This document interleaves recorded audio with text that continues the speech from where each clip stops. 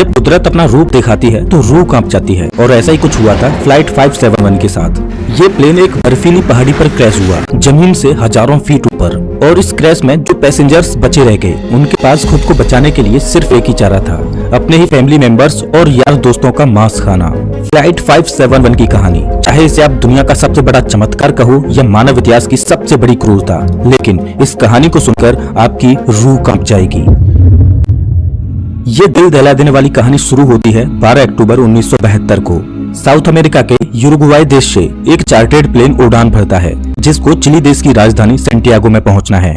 इस प्लेन में बैठे हैं रग्बी प्लेयर्स और उनका मैच देखने जा रहे हैं उनके फैमिली मेंबर्स, उनके रिलेटिव्स और उनके यार दोस्त। इस प्लेन में टोटल 45 पैसेंजर्स हैं जिनमें 9 क्रू मेंबर्स हैं।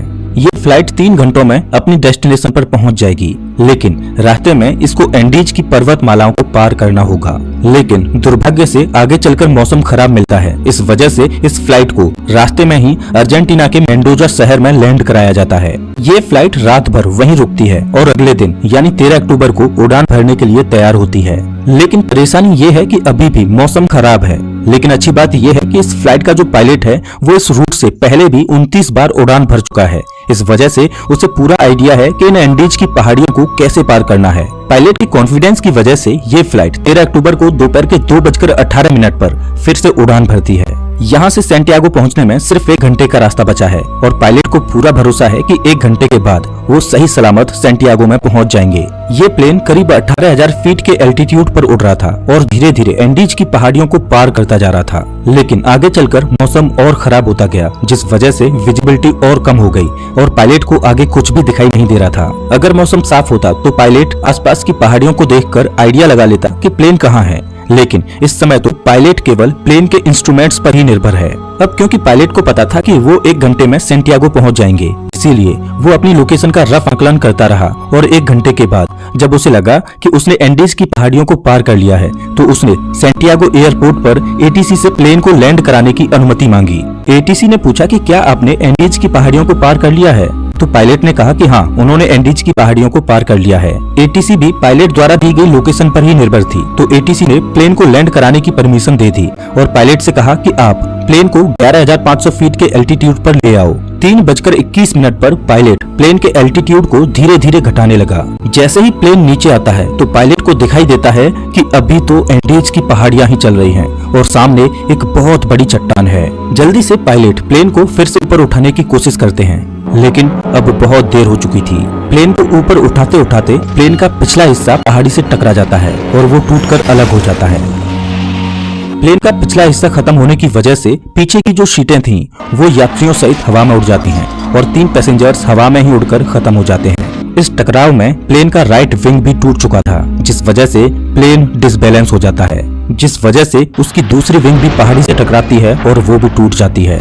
अब केवल प्लेन का फ्रंट पार्ट ही बचा था जो 350 किलोमीटर प्रति घंटे की रफ्तार से नीचे ग्लेशियर में टकराता है। प्लेन पूरी तरह से तहस नहस हो जाता है। प्लेन के पायलट तुरंत मारे जाते हैं।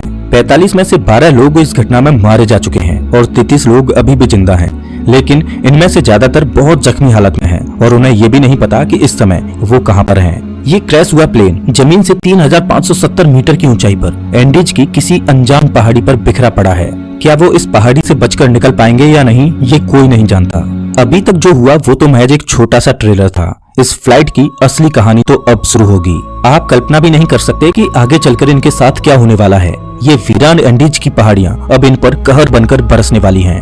इनकी आगे की स्टोरी जानकर आपके रूह तक कांप जाए। एक पैसेंजर था नांदो पराडो, जिसके सिर में चोट आई थी, जिस वजह से वो कोमा में चला गया। परेशानी ये थी कि जल्द ही सूर्य ढलने वाला था और शाम होने वाली थी। इस वजह से रेस्क्यू टीम के पास उनको ढूंढने के लिए ज्यादा वक्त नहीं था और बाई चांस अंधेरा होने से पहले उनको नहीं बचाया गया तो इस बर्फीली पहाड़ी पर रात गुजारना नामुमकिन होगा, क्योंकि यहाँ का तापमान रात में -30 डिग्री सेल्सियस तक पहुँच जाता है। जल्द ही रेस्क्यू के लिए 4 जहाज रवाना किए गए।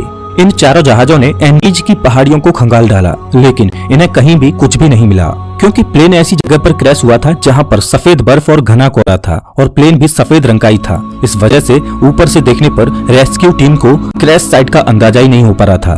देखते ही देखते रात हो गई और उस दिन रात भर के लिए रेस्क्यू ऑपरेशन को स्थगित कर दिया गया।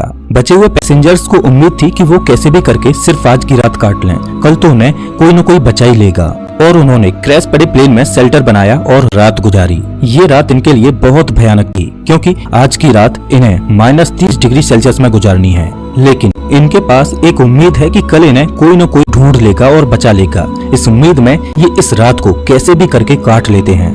लेकिन 5 लोग इस रात को नहीं झेल पाते और अब जिंदा बचे हुए लोगों की संख्या 33 से घटकर 28 रह जाती है। अगले दिन की सुबह 14 अक्टूबर को सर्च ऑपरेशन फिर से चालू किया जाता है और 11 जहाज इन्हें ढूंढने के लिए उड़ान भरते हैं। लेकिन परेशानी वही थी कि क्रैश हुआ प्लेन सफेद रंग की वजह से बर्फीली पहाड़ियों में नजर ही नहीं आ रहा था। बचाव दल के जहाज सर्वाइवर्स के ऊपर से उड़कर जा रहे थे, लेकिन उन्हें वो नीचे नजर ही नहीं आ रहे थे। इस वजह से सर्वाइवर्स ने बचाव दल को सिग्नल देने के लिए प्लेन के ऊपर लिपस्टिक से SOS लिखने की कोशिश की, लेकिन उन्हें रियलाइज हुआ कि इतना बड़ा SOS लिखने के लिए लिपस्टिक काफी नहीं थी। इस वजह से उन्होंने अपने सूटकेसेज से बर्फ पर एक बड़ा सा क्रॉस बना दिया ताकि वो आसमान से बचाव दल को साफ साफ दिखाई दे सके। उस दिन इनके ऊपर से 3 हवाई जहाज निकल कर गए, लेकिन अफसोस कि किसी ने भी इनको नोटिस नहीं किया और ये दिन भी गुजर जाता है। अगला दिन यानी 15 अक्टूबर, उस दिन भी कुछ ऐसा ही हाल रहता है, लेकिन बचाव दल इन्हें ढूंढने में असमर्थ रहता है। अब इन सर्वाइवर्स को समझ आ चुका था कि ये बहुत बुरे फंस चुके हैं। मदद कब तक आएगी ये कहा नहीं जा सकता। इस वजह से वो प्लेन में मौजूद चीजों से सर्वाइवल की तकनीक बनाने लगे। धूप में बर्फ को पिघलाकर वो बूंद बूंद करके पानी की व्यवस्था तो कर ले रहे थे, लेकिन खाने के लिए उनके पास ज्यादा कोई ऑप्शन नहीं थे। क्रैश के 3 दिन बाद यानी 16 अक्टूबर को नामदो पराडो कोमा से जाग उठता है और जैसे ही उसे होश आता है तो उसे पता चलता है कि इस क्रैश में उसकी मां खत्म हो चुकी है और उसकी 19 साल की बहन गंभीर रूप से घायल है। दिन प्रतिदिन गुजरता जा रहा है, मदद मिल नहीं पा रही। प्लेन में जो खाना था वो भी खत्म हो चुका है। सूरज की रोशनी बर्फ से रिफ्लेक्ट होकर इनकी आंखों को डैमेज कर रही है। भूख, प्यास और असहनीय ठंडी को सहते सहते अब इन्हें इस पहाड़ी पर 8 दिन गुजर चुके थे। रेस्क्यू प्लेन आते और इनके ऊपर से निकल जाते। क्रैश के 8 दिन बाद नांदो पराडो की बहन भी जीवन की लड़ाई को हार जाती है और अपना दम तोड़ देती है। और उधर 8 दिनों के बाद सर्च अभियान को रोक दिया जाता है क्योंकि अक्टूबर के महीने में वहां पर बहुत ज्यादा बर्फ पड़ती है। इस वजह से सर्च अभियान को 2 महीनों के लिए स्थगित कर दिया जाता है। ऑफिशियल्स को ये लगा कि इन 8 दिनों में सारे यात्री मारे जा चुके होंगे। इस वजह से उनकी मुर्दा बॉडीज को 2 महीने के बाद खोजकर उनके घर वालों को भिजवा दिया जाएगा। इधर सर्वाइवर्स को प्लेन के मलबे में एक रेडियो मिला। जब सर्वाइवर्स ने रेडियो को ऑन किया तो उसमें उन्हीं की न्यूज ब्रॉडकास्ट हो रही थी कि फ्लाइट 571 के सर्च ऑपरेशन को अब बंद कर दिया गया है। इस न्यूज ने सर्वाइवर्स के होश उड़ा दिए।